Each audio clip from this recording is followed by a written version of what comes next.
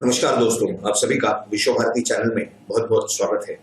दोस्तों, हमारे ऊपर कई सारे हमारे दर्शक और हमारे मित्र भी कहते हैं कि आप तो मोदी भक्त हैं। खैर, अगर मोदी जी, प्रधानमंत्री मोदी जी या फिर उनके कुछ नेता अगर देश के हित में, जनता के हित में और संविधान के अंदर रह के काम करते हैं तो उसके अंदर गलत क्या है, और ऐसे सही काम के लिए उन्हें प्रोत्साहन दिया भी जाना चाहिए। लेकिन उनके कुछ ऐसे भी ब्लू आइड बॉयज हैं जो गलत काम करते हैं और वो भी जानकारी हम अब तक हमेशा लाते रहते हैं। देखिए, महाराष्ट्र में उनके एक सबसे करीबी ब्लू आइड बॉय हैं मोदी साहब के, देवेंद्र फडणवीस। उनका जो सार्वजनिक क्षेत्र का जो काम है उस विषय में आज हम आपको बहुत ही महत्वपूर्ण जानकारी देने जा रहे हैं।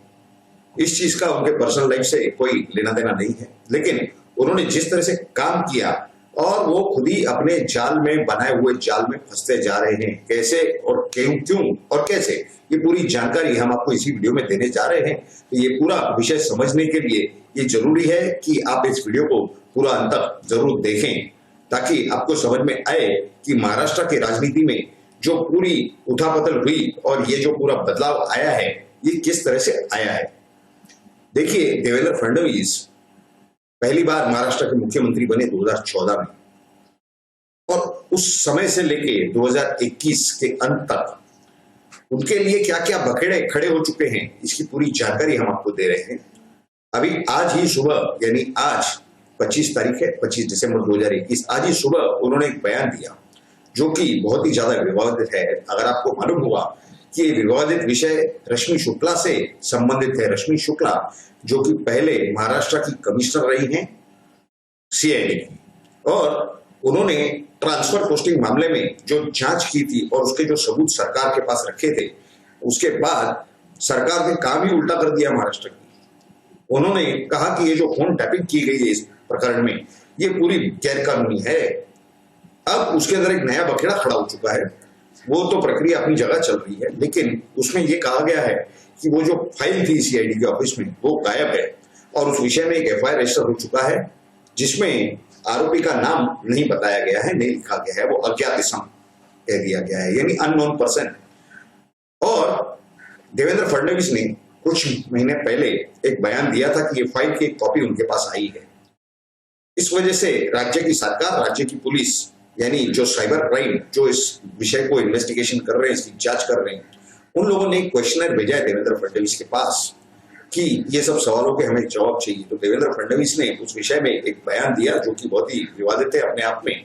उन्होंने कहा कि ये जानकारी तो ठीक है, उन्होंने मुझे अभी तक बुलाया नहीं है, वरना ये फाइल का सोर्स उन्हें हमारे से पूछने का कोई अधिकार नहीं है। हम प्रतिपक्ष नेता हैं, हम विरोधी पक्ष के नेता हैं।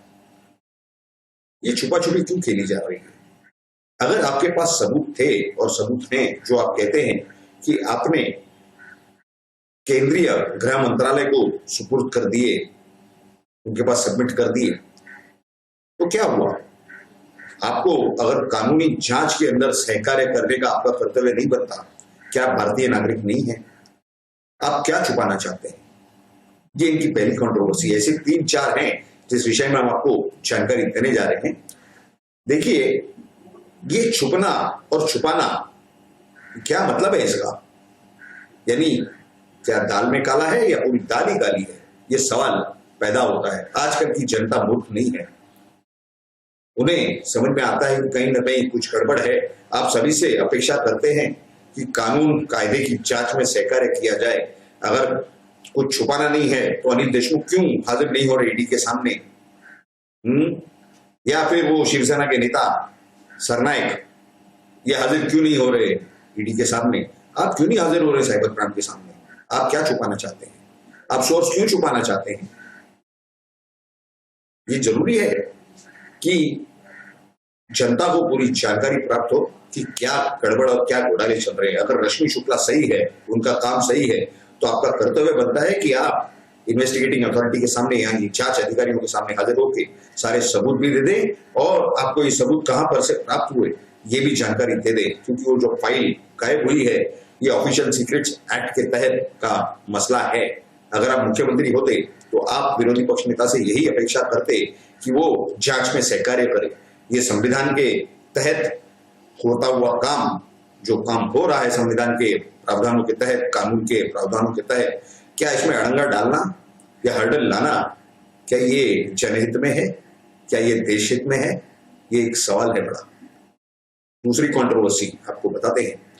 भारतीय जनता पार्टी के एक कथाकथित नेता है जिनकी पत्नी बांग्लादेशी हैं, इस तरह के आरोप लग रहे हैं। 2012 में उन्होंने पासपोर्ट के लिए अप्लाई किया था और वो नेता वो देवेंद्र फडणवीस के बहुत ही ज्यादा करीबी माने जाते हैं।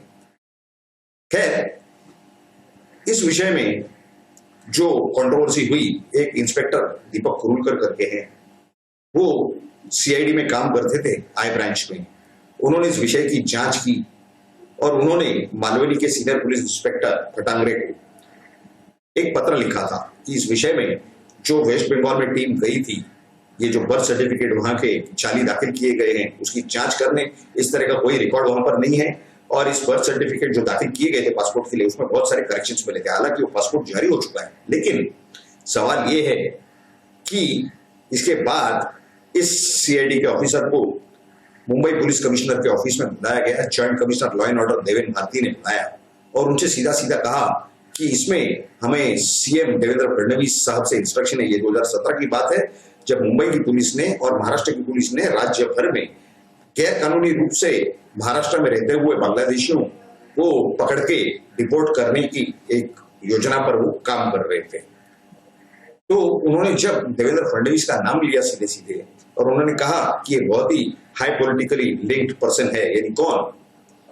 ये जो महिला जो कि भारतीय जनता पार्टी के कथाकथित नेता की कथाकथित पत्नी है। तो इस तरह के ये सब हालात हैं। आप यानी ये सोचिए कि इस तरह की कंट्रोवर्सी में देवेंद्र फडणवीस ने आज तक कोई बयान नहीं दिया। क्यों नहीं दिया? जब देवेंद्र भारती के खिलाफ एफआईआर रजिस्टर कर दिया गया, महाराष्ट्र सरकार ने एफआईआर रजिस्टर किया, आज की तारीख में वो additional director general of police है महाराष्ट्र सिक्योरिटी कॉर्पोरेशन की। तो क्या वो सफाई नहीं देंगे कि उस समय जो मुख्यमंत्री थे देवेंद्र फडणवीस, उन्होंने उन्हें आदेश दिया था, इंस्ट्रक्शंस दिए थे, और यही इंस्ट्रक्शंस उन्होंने जो उस समय मालवनी पुलिस स्टेशन के सीनियर पुलिस इंस्पेक्टर थे उन्हें दे दिए थे इंस्ट्रक्शन। और यही जानकारी मालवनी के सीनियर पुलिस इंस्पेक्टर ने इस सीआईडी के अधिकारी को दी थी, दीपक कुरुलकर को। अब वो अधिकारी रिटायर हो चुके हैं और उन्होंने जो ये जिनके स्टेटमेंट पर पूरा ये एफआईआर दाखिल हुआ, ये सब की एक बहुत बड़ी जांच चल रही है। इस जांच से देवेंद्र फडणवीस क्यों छुपते हुए नजर आ रहे हैं, क्यों सहकार्य नहीं कर रहे हैं? सरकार की जो जांच है, यानी एक पब्लिक अथॉरिटी की जांच चल रही है, पब्लिक अथॉरिटी के साथ अगर सहकार्य नहीं किया गया तो क्या ये संविधान के तहत सही बात है या गलत है? ये आपका ओपिनियन आप जरूर हमें नीचे कमेंट बॉक्स में लिख करके बताएं। इसके पहले के विषय पर भी हमने आपको जो बताया कि ये जो पुलिस की ये जो पूरा मामला था रश्मि शुक्ला का, उस विषय पर भी आपकी राय जरूर बताएं। हम आपको आते हैं तीसरे मुद्दे पर। तीसरा मसला ये है कि जब से ये मुख्यमंत्री बने तब से इन्होंने भारतीय जनता पार्टी महाराष्ट्र की बागडोर अपने हाथ में रखी और इन्होंने जितने पुराने जो निष्ठावंत थे, जिनके वजह से ये लोग जीत के आए, नरेंद्र मोदी जी जीत के आए, उन सभी को दरकिनार कर दिया गया। उन्हें पार्टी की कोई जिम्मेदारी नहीं, कोई पद नहीं। 2016 से इन्होंने सभी नए लोगों को, जो राष्ट्रवादी से आ गए, कोई शिवसेना से आ गए, कोई टीएमसी से आ गए, कोई समाजवादी पार्टी से आ गए, इन सबको दिया और इन्हें अपने अपने पार्टियों में वार्ड या तालुका लेवल पर भी कौड़ी की कीमत नहीं थी। ऐसे ऐसे लोगों को इन्होंने महाराष्ट्र प्रदेश भारतीय जनता पार्टी, मुंबई प्रदेश भारतीय जनता पार्टी के पदाधिकारी बनाया। और जब निष्ठावंत नेताओं ने या कार्यकर्ताओं ने ये जानने की कोशिश की कि ये सब क्यों हुआ, तो मुंबई प्रदेश के और भारतीय जनता पार्टी प्रदेश के जो पदाधिकारी है उन्होंने कहा कि ये सक्षम है। अब आप बताइए, जो नरेंद्र मोदी जी को 2-2 बार इलेक्ट करवा के लाते हैं वो असक्षम हैं, और जो धनवान नेता आए हैं वो सक्षम हैं। यानी पार्टी के पूरे हित को दरकिनार करके। और आपको बता दें 2014 से 2017 तक अमित शाह राष्ट्रीय अध्यक्ष थे भारतीय जनता पार्टी के।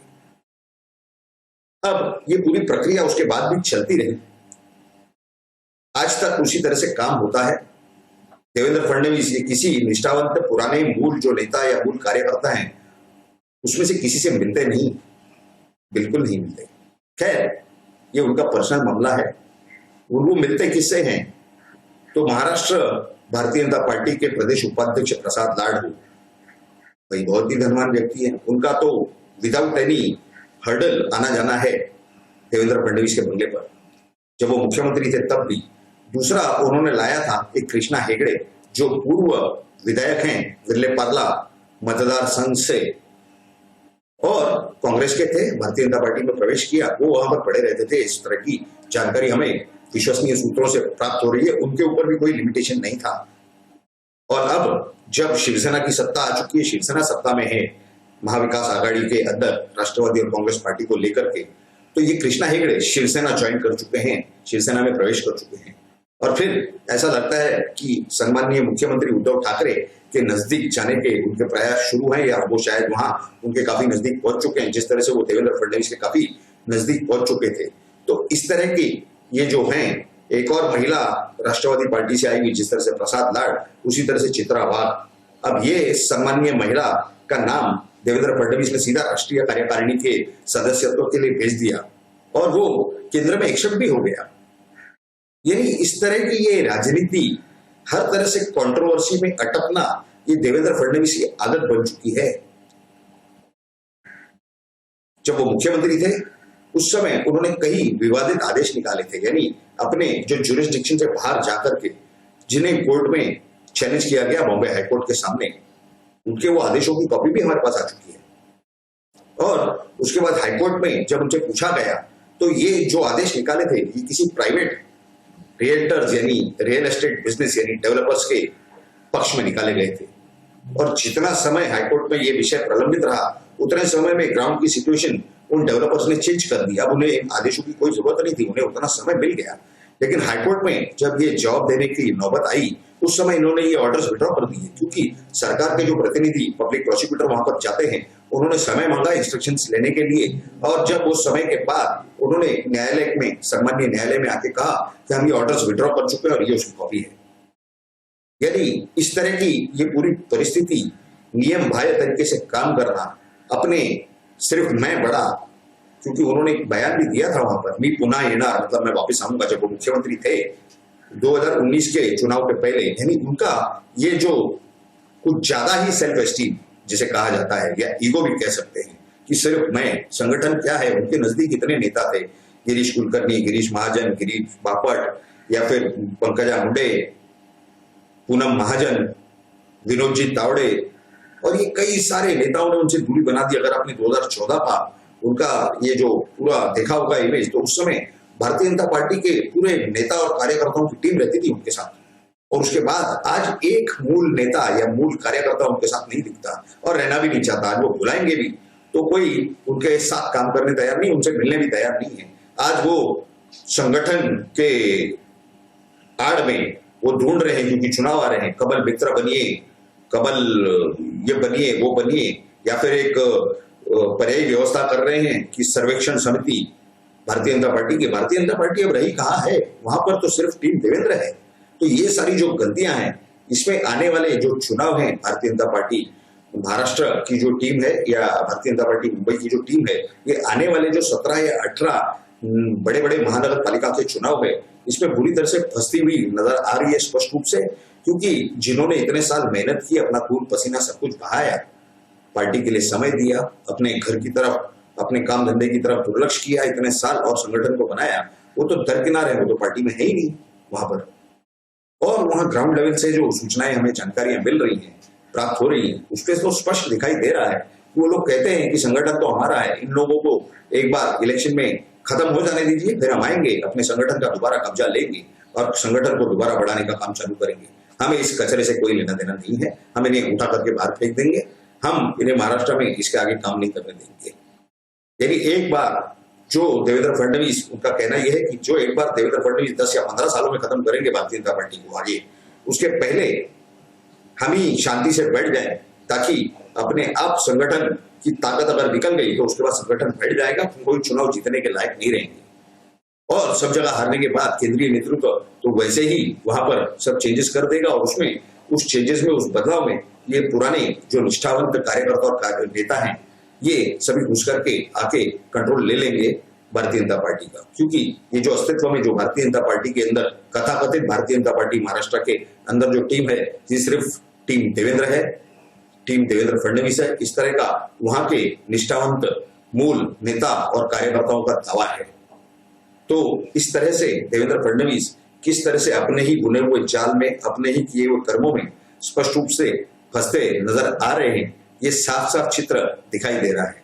ये पूरी जानकारी हमने आप तक रखी क्योंकि काफी सारे दर्शकों की ये फरमाइश आ रही थी, ये मांग आ रही थी कि भारतीय जनता पार्टी के नेताओं की गलतियां आप बहुत ही कम निकालते हैं, लेकिन हमने सोचा कि जो जानकारी हमने इकट्ठा की है उसे पार्ट बाय पार्ट एक साथ रख के और एक साथ ही आपके सामने बताई जाए, आपके सामने रखी जाए, ताकि आपको ये नहीं लगे कि ये इन्होंने तो एक ही जानकारी दी।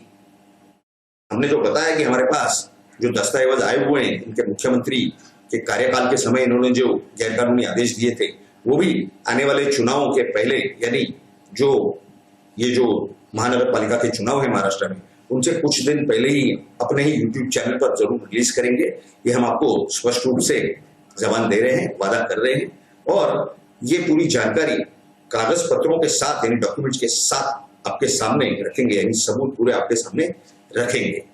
हमने आपके सामने ये पूरी जो जानकारी रखी, इस वीडियो का जो कंटेंट है वो आपको कैसा लगा, ये आप जरूर नीचे कमेंट बॉक्स में लिख करके हमें बताइए। और अगर आपको जानकारी अच्छी लगी हो, सही लगी हो, तो जरूर इस वीडियो को लाइक कीजिए। और महाराष्ट्र और भारत में हर नागरिक तक इसे पहुंचाने का कर्तव्य हम सभी का है, इसीलिए इसे सबसे ज्यादा शेयर कीजिए, ताकि भारत के और महाराष्ट्र के हर नागरिक को पता चले कि राजनीति की आड़ में, लोक प्रतिनिधित्व की आड़ में क्या चल रहा है। न संगठन बड़ा, न देश बड़ा, सिर्फ मैं बड़ा, या क्या नहीं चल रहा है, ये सब जानकारी मिलनी चाहिए। ज्यादा से ज्यादा इस वीडियो को शेयर करें। और अगर आप हमारे चैनल पर नए हैं, पहली बार आए हैं, पहला वीडियो देख रहे हैं, तो जरूर इस चैनल को सब्सक्राइब करें और सब्सक्राइब बटन के बाजू में जो बेल आइकन का स्विच है उस पर क्लिक करके ऑल नोटिफिकेशन यानी सभी नोटिफिकेशन को ऑन कर दे, ताकि आपको हमारे हर वीडियो की नोटिफिकेशन सबसे पहले प्राप्त हो और आप सबसे पहले हमारा वीडियो देख करके सच्चाई जान सकें, सही जानकारी प्राप्त कर सकें। आप सभी लोगों ने इस वीडियो को पूरा अंत तक देखा, इसके लिए आप सभी का बहुत बहुत धन्यवाद। भारत माता की जय, जय हिंद।